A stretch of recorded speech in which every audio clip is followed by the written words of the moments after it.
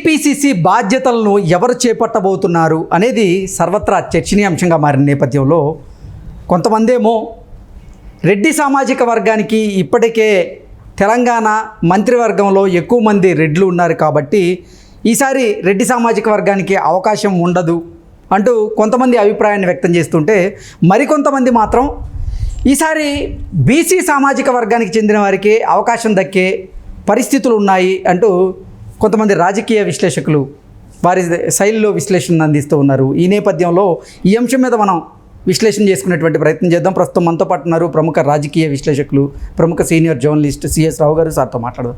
Sir నమస్తే. Sir నమస్తే. TPCC బాధ్యతలు ఎవరు చేపట్టే అవకాశం ఉంది అంటే ఏం చెప్తారు? ఒకటి ఏంటంటే ఈ నెల 27వ తారీఖుకి పీసీసీ పదవి అనేది గడువు ముగుస్తుంది రేవంత్ రెడ్డికి. సరే, ఆయన ఎలాగో ముఖ్యమంత్రి అయి ఉన్నాడు కాబట్టి ఖచ్చితంగా 2 పదవుల్ని ఎక్కువ కాలం ఎవరికి ఇవ్వరు. సరే, ఇప్పుడు ప్రస్తుతానికి అయితే ఆయన 2 పదవుల్ని లాక్కొస్తూ ఉన్నారు. 27వ తారీఖు ఆయనకి అయిపోతుంది. 3 సంవత్సరాల పాటు విజయవంతంగా ఆయన పీసీసీ అధ్యక్షుడిగా చేసినటువంటి పరిస్థితి. దాంతో కొత్త అధ్యక్షుడిని ఎంచుకోవాలి. కొత్త అధ్యక్షుడు ఎంచుకోవాలి కాబట్టి ఎవరు కొత్త అధ్యక్షుడు అనే దాని మీద చర్చ జరుగుతుంది. సో పీసీసీ అధ్యక్షుడు అనగానే అదొక క్యాబినెట్ పోస్టో లేదంటే దాన్ని ఒక ముఖ్యమంత్రి పదవిగానో భావిస్తూ ఉంటారు కాంగ్రెస్ పార్టీ వాళ్ళు. దానికి కారణం ఏంటంటే రేవంత్ రెడ్డి ఈ పోస్ట్కి ఒక పెద్ద ఫ్లేవర్ తీసుకొచ్చారు. ఒకనొక సందర్భంలో రేవంత్ రెడ్డి ఏమన్నారంటే, కేసీఆర్ ముఖ్యమంత్రిగా ఉన్న టైంలో కేసీఆర్ ఒక రాష్ట్రానికి ముఖ్యమంత్రి, ఒక జాతీయ పార్టీకి నేను రాష్ట్ర అధ్యక్షుడిని అంటే ముఖ్యమంత్రి కన్నా నా పోస్ట్ పెద్దది అని చెప్పి రేవంత్ రెడ్డి తన పోస్ట్ని ఎలివేట్ చేసుకున్నారు బయట ప్రపంచానికి. కాబట్టి ఇప్పుడు ముఖ్యమంత్రి కన్నా పెద్ద పోస్ట్గా దీన్ని భావించాలి.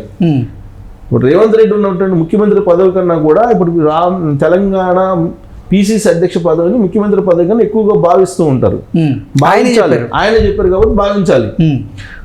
అంత పెద్ద పోస్ట్కి, అంత ప్రాముఖ్యత ఉన్నటువంటి పోస్ట్కి ఖచ్చితంగా కాంపిటీషన్ ఉంటుంది. ఇప్పుడు రేవంత్ రెడ్డికి పీసీసీ అధ్యక్ష ఇచ్చేటప్పుడు చాలా మంది వ్యతిరేకించారు.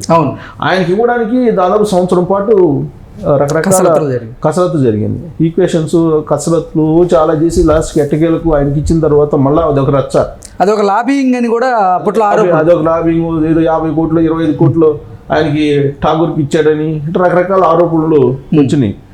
తర్వాత సైకిల్ కాంగ్రెస్ చేశారని ఇట్లా రకరకాల ఆరోపణలు వచ్చినాయి. సరే, అవన్నీ అయిపోయినాయి. ఎట్టకేలకు రేవంత్ రెడ్డి విజయవంతంగా పీసీసీ అధ్యక్ష పదవిని నిర్వహించి ఆయన ముఖ్యమంత్రి అయ్యారు. ఇప్పుడు ఆ పదవిని ఎవరు తీసుకోవాలి అనే దాని మీద ప్రతి వాళ్ళు ఆశిస్తున్నారు. డిప్యూటీ సీఎంగా ఉన్నటువంటి బట్టి విక్రమార్క ఆశిస్తూ ఉన్నాడు. కర్ణాటక ఈక్వేషన్ ఇక్కడ కూడా అమలు చేయండి, అక్కడ ఈక్వేషన్ డిప్యూటీ సీఎం పీసీసీ 2 శివకుమార్కి ఉన్నాయి కాబట్టి ఇక్కడ కూడా నేను డిప్యూటీ సీఎం ఉన్నాను కాబట్టి నాకే పీసీసీ ఇవ్వండి అని చెప్పి బట్టి విక్రమార్క లాబింగ్ చేస్తున్నారు. కాదు డిప్యూటీ సీఎంగా అలాగే పీసీసీ 2 బట్టి విక్రమార్క ఎలా ఇస్తారు? ఆయనేమో ఎస్సీ మాలా సామాజిక వర్గం, ఇక్కడ తెలంగాణలో ఏమో మాదిగ సామాజిక వర్గానికి ప్రాధాన్యత ఇవ్వాలి కాబట్టి మాదిగ సామాజిక వర్గానికి తనకి ఇవ్వండి అని చెప్పి మాజీ డిప్యూటీ సీఎంగా చేసినట్టు దామోదర రాజనరసింహ కోరుతున్నారు. ఆయన యాంగిల్లో ఆయన లాబింగ్ నడుపుతున్నారు. సామాజిక ఈక్వేషన్లో మాకు ఇవ్వాలి అని చెప్పి ఆయన సీనియర్ పొలిటీషియన్, కాంగ్రెస్ పార్టీ లో సీనియర్. సో ఆయన నాకు ఇవ్వాలి పీసీసీ అధ్యక్ష పదవి అని చెప్పి ఆయన కోరుతున్నారు. కాదు, అసలు వీళ్ళు కాదు, బీసీలకు అన్యాయం జరుగుతుంది, బీసీలు అనేవాళ్ళు ఎక్కువ పర్సెంటేజ్ ఉన్నారు తెలంగాణలో, డిసైడ్ ఫ్యాక్టర్ బీసీ కాబట్టి బీసీలకి ఇవ్వాలని చెప్పేసి బీసీలు కోరుతున్నారు. మళ్ళీ బీసీలకి ఇస్తే ఎవరికి ఇవ్వాలి? బీసీలకి గౌడ్లకి ఇవ్వాలా, యాదవులకి ఇవ్వాలా? మళ్ళీ బీసీల్లో ఇదొక ఇది. సో తెలంగాణలో గౌడ్లు ఎక్కువ ఉన్నారు కాబట్టి గౌడ సామాజిక వర్గానికి ఇవ్వాలి, బీసీలకి పెద్దపేట వేయాలి అనేది వాళ్ళ ఈక్వేషన్.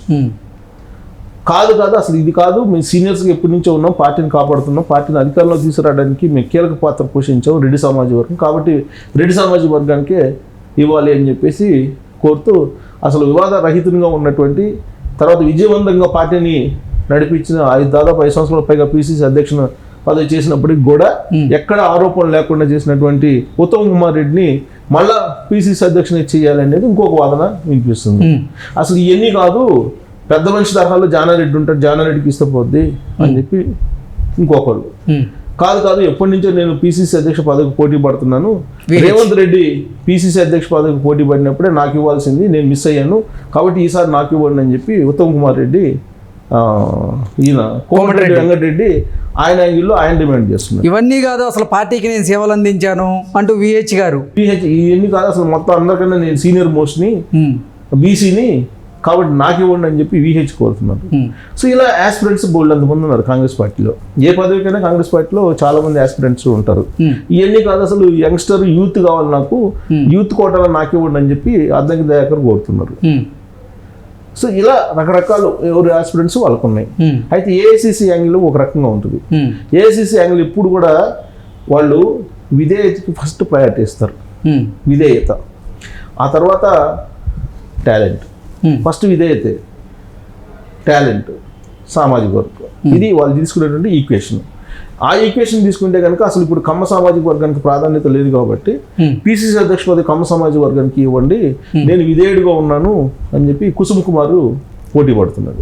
పార్టీలో నేను ఎప్పటి నుంచో ఉన్నాను, మీరు ఏ పదవులు ఇవ్వకపోయినప్పటికీ, ఇటీవల రాజ్యసభ ఇస్తారనుకున్నాను అది ఇవ్వలేదు, తర్వాత ఎమ్మెల్సీఓ ఏదైనా ఇస్తారు మంత్రివర్గం తీసుకుంటారు అనుకున్నాను అది ఇవ్వలేదు, కాబట్టి విధేయుడిగా ఉన్నాను, కాబట్టి ఆ విధేయత సామాజిక వర్గ ఈక్వేషన్ నాకే ఉన్నాయి, కాబట్టి నాకే ఇవ్వండి అని చెప్పి కుసుమ్ కుమార్ ఆయన ప్రయత్నాలు ఆయన చేస్తున్నారు. కాకపోతే ఏఐసిసి ఎవరికి ఇస్తుంది అని అంటే కాంగ్రెస్ పార్టీలో ఆ రాష్ట్రాల్లో ఉండేటువంటి ప్రధాన సామాజిక వర్గాలు ఏంటి, ఇన్ఫ్లుయెన్స్ చేసేటువంటి సామాజిక వర్గాలు ఏంటి, విధేయతగా ఉండేటువంటి లీడర్లు ఎవరు, ఇలాంటివన్నీ చూస్తూ ఉంటారు. దాంతోపాటు సీనియారిటీని కూడా చూస్తారు. ప్రధానంగా కాంగ్రెస్ పార్టీలో చూసుకుంటే పోస్టులు, కీలకమైన పోస్టులు ఏంటి, ఎన్నికల సమయంలో కానీ ఎన్నికల తర్వాత కానీ సీఎం, పిసిసి అధ్యక్షుడు, తర్వాత అది మన ప్రచార కమిటీ చైర్మన్, ఇవే కదా ఇంపార్టెంట్. ప్రచార కమిటీ చైర్మన్ ఇవి ఇంపార్టెంట్. తర్వాత సిఎల్పి లీడరు, ఇవే కదా ఇంపార్టెంట్. సిఎల్పి లీడర్ ఇప్పుడు సీఎం అయ్యాడు అనుకోండి మామూలుగా, ఈ 4 ఇంపార్టెంట్ రోల్ ఉంటాయి. అందులో గతంలో సిఎల్పి లీడర్గా బట్టి విక్రమార్క ఉన్నాడు కదా ప్రతిపక్షంలో ఉన్నప్పుడు. సో కాబట్టి ఇప్పుడు ప్రచార కమిటీ చైర్మన్గా మధు యాష్కి గౌడ్ ఉన్నాడు ఎన్నికలప్పుడు. సో ప్రచార కమిటీ చైర్మన్ తర్వాత పిసిసి అధ్యక్షుడు ఇద్దరు ప్యారలల్గా వెళ్తూ ఉండాలి మామూలుగా. సో కాబట్టి అలా ప్యారలల్గా వెళ్ళలేక వెనకబడ్డాడు మధు యాష్కి, రేవంత్ రెడ్డి తోటి ప్యారలల్గా వెళ్ళలేక. దానికి కారణం ఏంటంటే రకరకాలు చెప్తూ ఉంటారు. కానీ ఇప్పుడు మాత్రం పిసిసి అధ్యక్ష పదవి బీసీలకు ఇవ్వాలి, అది కూడా మధు యాష్కి గౌడ్కి ఇవ్వాలి అనేది ఆయన అనుచరులు ఆయన కూడా కోరుతున్నారు. ఆయనేమో రాహుల్ గాంధీ కోర్ టీంలో మెంబర్ అని చెప్పి అంటూ ఉంటారు. అది నిజం అవుద్దో తెలియదు. సో ఆయనేమో నిజం అంటూ ఉంటారు ఆయన అభిమానులు. లేదు ఆయనకి రాహుల్ గాంధీ టీం నుంచి బయటికి పంపించారని కొంతమంది అంటుంటారు. రకరకాల ఆరోపణలతో బయటికి పంపించారని కొంతమంది అంటుంటారు. కానీ ఇప్పటికి కూడా రాహుల్ గాంధీ టీంలో ఉన్నాడు ఆయన అని అంటూ ఉంటారు. అందుకే ఆయనకి ఎమ్మెల్యేగా పోటీ చేసే అవకాశం వచ్చింది, లేదంటే వచ్చిండేది కాదు అనేది. బట్ ఇప్పటికే ఆయనకి నిజామాబాద్ నుంచి పోటీ చేయడానికి 2 సార్లు అవకాశం ఇచ్చారు, 2 సార్లు ఓడిపోయాడు ఆయన. మళ్ళా మొన్న అసెంబ్లీ ఎలక్షన్లో ఎల్బీ నగర్ ఇచ్చారు, అక్కడ ఓడిపోయారు. కాబట్టి ఇన్ని అవకాశాలు ఇచ్చారు కాబట్టి మధు యాష్కి గౌడ్కి కాకుండా తనకి ఇవ్వాలని చెప్పేసి ఇప్పుడు వర్కింగ్ ప్రెసిడెంట్గా ఉన్న మహేష్ కుమార్ గౌడ్ అడుగుతున్నారు. సో ఇప్పుడు ఎవరికి ఇవ్వాలి అనే దాని మీద చేస్తే కనుక ఒకటి మాత్రం కన్ఫర్మ్ మనం చేసుకోవచ్చు. ఇప్పుడు ముఖ్యమంత్రిగా రెడ్డి సామాజిక వర్గం ఉన్నారు కాబట్టి అదర్ దాన్ రెడ్డి సామాజిక వర్గానికి అయితే పిసిసి అధ్యక్ష పదవి ఇచ్చే అవకాశం ఉంది. పూర్వం ఈక్వేషన్ చూస్తే ఇప్పుడు రాజశేఖర రెడ్డి సీఎంగా ఉన్నప్పుడు డి శ్రీనివాస్ పిసిసి అధ్యక్షుడిగా ఉన్నాడు, కొన్ని రోజుల పాటు బొత్స సత్యనారాయణ ఉన్నాడు. సో అలా రెడ్డి సామాజిక వర్గం ముఖ్యమంత్రిగా ఉన్నారు కాబట్టి రెడ్డేతర సామాజిక వర్గం పిసిసికి వస్తుంది. కాబట్టి పిసిసి ఇప్పుడు రెడ్డేతర సామాజిక వర్గం కనుక తీసుకుంటే ఫస్ట్ ఇచ్చేది బీసీలకు ఇస్తారు. సో బీసీలకు ఇచ్చేటువంటి అవకాశం ఉంది. సో బీసీలకు కనుక ఇస్తే ఇక్కడ ఎవరికి ఇవ్వాలి అనేది తీసుకుంటే మధు యాష్కి గౌడ్ అనిపిస్తుంది, మహేష్ కుమార్ గౌడ్, వీళ్ళిద్దరిలో ఒకరికి. వీళ్ళిద్దరు యొక్క మొత్తం తీసుకుంటే కొంచెం ఢిల్లీలో కొంచెం లాబింగ్ బాగుండేది మధు యాష్కి గౌడ్ అని చెప్పి అంటూ ఉంటారు. ఆ యాంగిల్ తీసుకుంటే మధు యాష్కి గౌడ్కి వచ్చేటువంటి అవకాశం ఉంది.